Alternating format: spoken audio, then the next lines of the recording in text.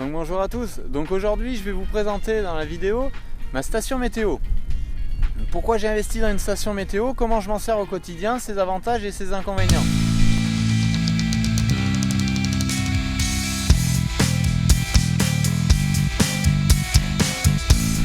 Donc comme vous avez pu le voir dans les vidéos de pulvérisation, je me sers beaucoup de ma station pour ces informations, pour pouvoir planifier mes traitements, et elle m'est relativement utile et elle est assez fiable.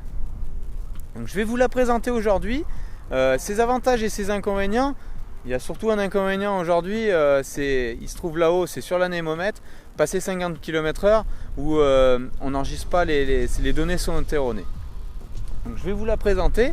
Donc très simplement, donc la station, donc comme je vous l'ai dit, donc là-haut c'est un anémomètre girouette qui nous permet d'avoir la vitesse et l'orientation du vent. Ici donc c'est le pluviomètre qui permet d'avoir les quantités de précipitations tombées. Je reviendrai un peu en détail sur l'application et donc tous les historiques qu'on peut avoir avec cette dernière. Ici en haut se trouve donc la sonde donc, de température, d'hygrométrie et le TP. Donc température, hygrométrie, je pense que tout le monde sait à peu près. Le TP, c'est l'évapotranspiration. Donc aujourd'hui c'est une donnée que j'ai qui me sert, qui m'est relativement intéressante, notamment quand on a eu la semaine de chaleur avec des ETP énormes qui nous font dire que faut que l'eau arrive, les orages arrivent parce qu'on a vraiment besoin d'eau.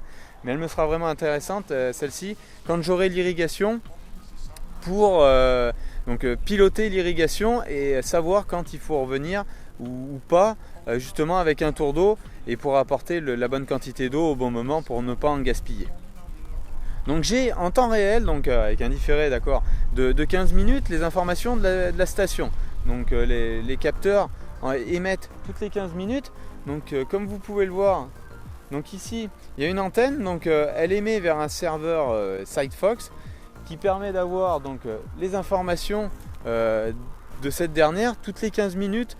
Donc moi je travaille en mode accéléré, donc toutes les 15 minutes c'est plutôt plus intéressant et plus réactif, surtout quand on a des périodes orageuses.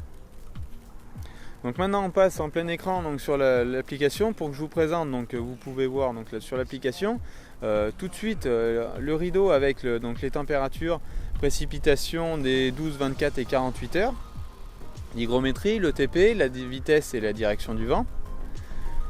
Donc ça c'est des informations qui sont intéressantes d'avoir en temps réel, je dirais. Dessous vous avez donc le radar pluie des 3 dernières heures et des 3 heures suivantes à venir. Donc celui-là il m'est très intéressant, notamment en pulvérisation et encore plus en pulvérisation de nuit, parce que au printemps je suis allé prendre des créneaux de pulvérisation que j'aurais pas pris sans cette indication là, parce que je sais, vous allez me dire 3 heures c'est relativement court, mais 3 heures si mon pulvérisateur est plein d'eau, c'est le temps qu'il me faut pour remplir, incorporer les produits, aller sur la parcelle, réaliser le traitement et avoir un temps suffisamment long derrière pour que le produit soit efficace et efficient et que le traitement soit réalisé et bon. Donc ça c'est assez intéressant. Juste en dessous, vous pouvez voir donc des indicateurs par rapport à des sommes de température. C'est moi qui pilote ma station comme je veux et qui met les indicateurs que je veux. Donc vous pouvez voir, on va prendre par exemple donc ici le tournesol. Donc pourquoi le tournesol? Parce que ça fait un peu rebond par rapport à la photo sur la page que j'ai mis hier. Donc vous avez vu effectivement que le tournesol s'était très bien développé sur ce site là et que l'orage, le vent n'a pas influencé ici. Et vous avez pu voir qu'il est en bouton prêt à fleurir. Vous regardez en même temps sur la station, elle me dit que le stade floraison arrive dans les jours à venir, ce qui est cohérent par rapport à la date de semis et aux sommes de température.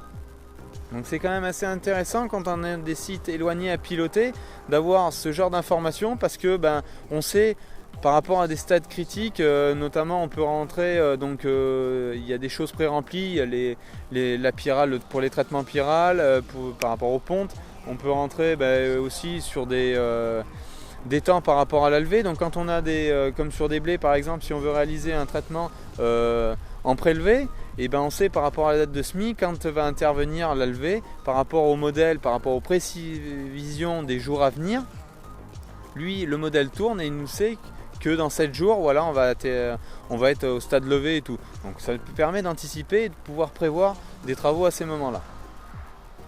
Donc voilà, vous avez vu un petit peu donc, la présentation de ma station. Petit rebond dessus par rapport à l'émission, vous avez vu aussi sur l'application, c'est qu'on peut, du moment, donc moi je suis propriétaire de cette station-là, mais du moment où on rentre dans le schéma, dans le réseau, donc on a accès aux données des stations qui sont autour de nous. Donc on ne peut pas les contrôler, mettre des indicateurs dessus, mais on peut contrôler donc les précipitations qui sont tombées durant les 48 dernières heures et toutes les données, donc température, vitesse du vent, hygrométrie instantanée.